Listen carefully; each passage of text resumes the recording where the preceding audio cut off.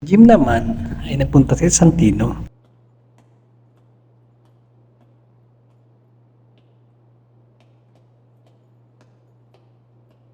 Coach. Magandang umaga po. Oh, anak, Santino. Magandang umaga naman. Nag-almusal ka na ba? Ano po? Nag-almusal ka na ba? Opo, sa bahay po. Okay. Ano po ba nangyari, Coach? Ay, pagdating sa boxing iyo, mausay ako. Dito, kamote ako. Pumunta ka time fuse eh. Di bale, parating na rito yung elektrisa na tutulong sa atin. Coach, gusto niyo po subukan ko? Kaya mo iyo? Titingnan ko po. Sige nga, anak.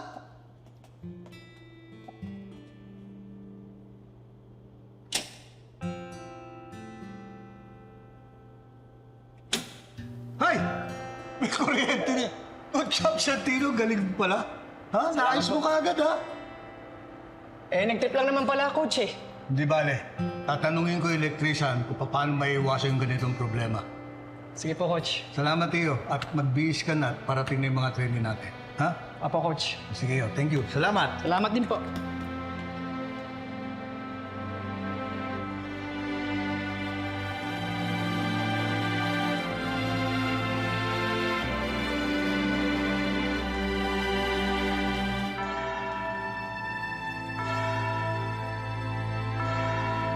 At sa mansyon naman, nag-usap sila Edwin, Marsing at Nita. Ay, grabe. Ang laki ng binigay sa atin ni Alberto. Ngayon lang ako nakahawak ng ganito kalaking halaga. Nay, tay. Huwag nyo nang papakawalan yan, ha? Ni minsan, hindi natin naisip na makakahawak tayo ng 1,000,000. Ngayon, nasa harapan na natin. Grabe. Pero Edwin, tandaan mo utang ito. Pag kumikita na yung negosyo natin, babayaran natin unti-unti kay Alberto. Nakatay. Pakipot ka pa eh. Binigay na nga ng libre tong pera, oh. Ha? Hindi ka pa ba sawa sa utang, ha, tay? Ayoko lang isipin ni Alberto at ni Don Julio na sinasamantala natin yung kagandahang loob nila. Sa bagay, tama ka, Tart eh. Malaking biyaya sa pamilya natin ang pagdating ni Alberto. Isipin niyo na lang, di ba? Baon tayo sa utang. Nagpabundol ka, tapos muntik ka nang mamatay, pero sinagip ka ni Alberto. Tapos ngayon, yung paggaling mo, parang ang bilis. Nakakalakad ka na, di ba? Inisip ko nga, magandang karma sa atin yan pagkatapos tayong alipustahin ni Rhoda, di ba? Oo, Tart. Siguro nga magandang karma ito para sa atin. Teka. Ano bang plano ng negosyo para sa pera na to? Unang-una, gusto kong bayaran si Rhoda para mabawi natin yung bahay. Mahalaga sa akin yung bahay na yun. Kahit gano'n ang itsura nun eh. Maraming magandang alaala doon, di ba? So, pangalawa, ngayong may malaking puhunan na tayo, hindi na tayo magtitinda ng patingi-tingi sa palengke. Anong plano mo, Tart? Magpapautang tayo. Oh, Sigurado ka? alam mo, tay, magandang ideya yan, ha? Yung mga bangko, dyan kumikita ng pera. Mismo si Rhoda, dyan yan yumaman sa pagpapautang. Legit na negosyo yan. Mabilis umikot ang pera.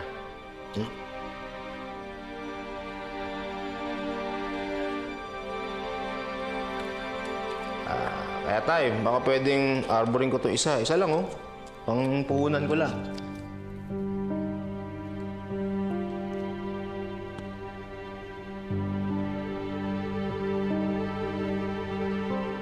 At sa boxing gym naman, si Santino ay nanonood.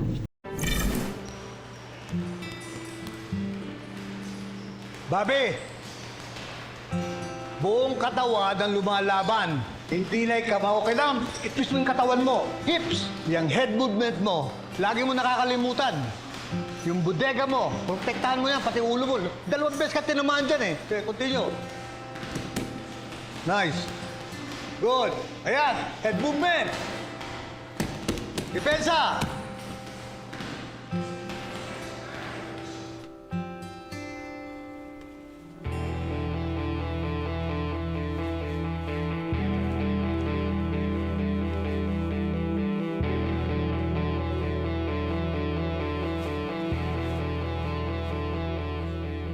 Tol. Si janitor yun, di ba? Oo nga, ano? Tara!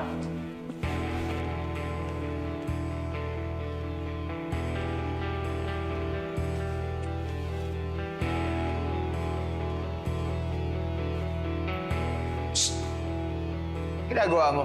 Wala po. Wala. Anong wala? Eh, naglilinis ata ng kalikabok to eh. Bakit? Ganito na ba maglinis sa kalikabok ngayon, ha? Ganito na? Uy, kinuha ka dito para maglinis ng gamit, ha? Hindi maglinis ng hangin. Maglinis ka. Yan o, daming dumi. Maglinis ka dyan. Sayaw ka ng sayaw. Nilinis na nga. Ang lakas ng trip eh. At sa mansyon naman, nag-usap si Edwin at Severino. Yun! Woo! Kara na, may hatak pa. Ganda! Ay, salamat ha. Salamat, bayaw. Oh, turuan mo ako mag-drive ha. Ayos lang Oo, po. sige, Pwede tol. pa, boss. Naku. Ito talaga yung trip ko eh, oh. Ang laki. Tignan mo. Oh, laki din ng gulong. Machong macho. Oh. Ay, tsura nito sa loob. Ang dilim ah. Wala akong makita. Hello? Maganda kayo kasi, boss, ha? May lakad tayo. Hoy! Malis ka dyan! Di ba may sasakyan na kayo? Ba't ito pinagdidiskatahan mo?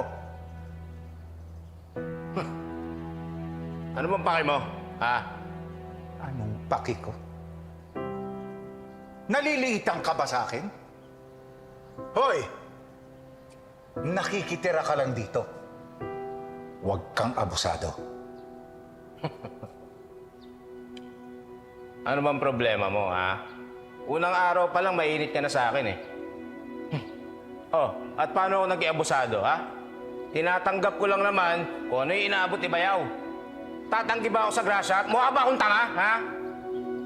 Alam mo, mag-ingat-ingat ka. Huwag mong sabihin bayaw mo ang amo ko. Konti na lang, papatulan na kita. Talaga? Ha? Oo. Ha? Oo. Sige nga, sige nga, sige. Oh, hawakan mo yung tenga ko. Sige, kaya mo? Hawakan mo. Sige, hawakan mo ako. Oh. Di mo kaya, di mo kaya. Oh. Ano? Ano? Di mo kaya, ha? Saksak mo yung kotse na yan sa baga mo. Hindi naman yan sa'yo eh, ha? Yabang nito. Alam mo, may kotse, wala naman eh. Buisit. Di mo ko kulitin. Isit ka. Yabang.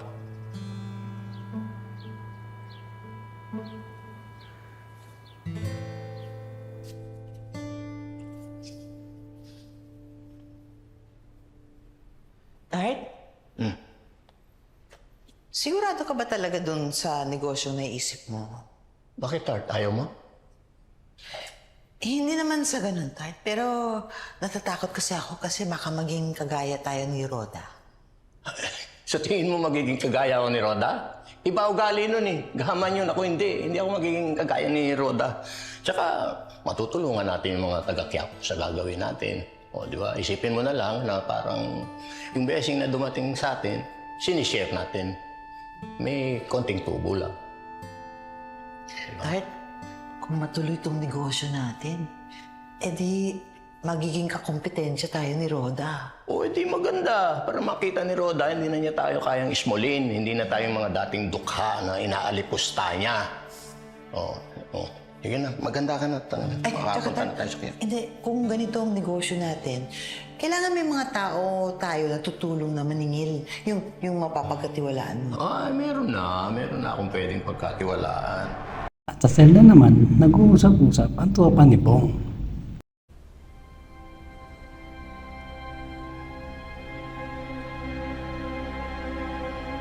Dapat planuhin natin kung paano natin yayarin yung tanggol na yan.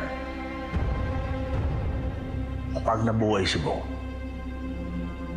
sigurado ako, hindi niya magugustuhan ng balitang to. Lalong magagalit yun. Kayo mag-alala. Tiyempuhan din natin yan. Basta kailangan lang natin planuhin na mabuti. Tama-tama. Mag-isa na lang siya ngayon. Tsaka yung Ben. Huwag kayo magpadalos-dalos. Ngayon alam na natin na sanay makipaglaban yung batang Quiapo na yan. Dapat yariin natin siya nang di niya inaasahan. Tama. Para pagaling ni Bong at pagbalik niya rito, magugustuhan niya ang ibabalita natin.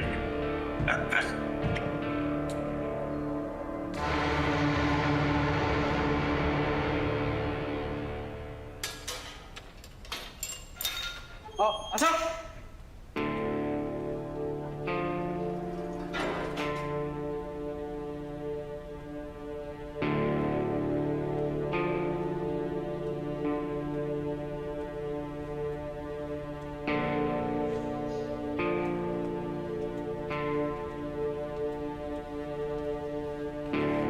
O bakit ka binalik kagad dito sa selda? Akala namin ilang araw ka pang mabubulok sa Bartolina kasama si Ben. Baka naman naawa na si Chief Espinas. Yan kasi sinasabi ko sa iyo, Tanggol eh.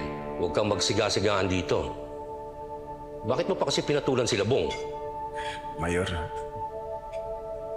wala naman po talaga kami intention lumaban eh. Kaya lang po sila po sumugod sa amin eh. At pagkatapos pinagsasaksak po yung mga kasamaan ko. Kaya wala po akong nagawa kundi ipagtanggol po sila. Sa bagay, wala naman silang magagawa kundi lumaban eh. Kamusta yung mga kasama mo? Yung iba po, maayos na daw po ang kalagayan pero si Owen daw po, tagilid po ang lagay eh. Oh, maliit yun. May hirapan yun. Yun nga po ang kinakatakot ko eh. Sana po maging maayos po ang kalagayan niya. Tanggol, ganun talaga ang buhay. Kung minamalas-malas ka, kundi sa langit, sa impyerno ang tungo mo.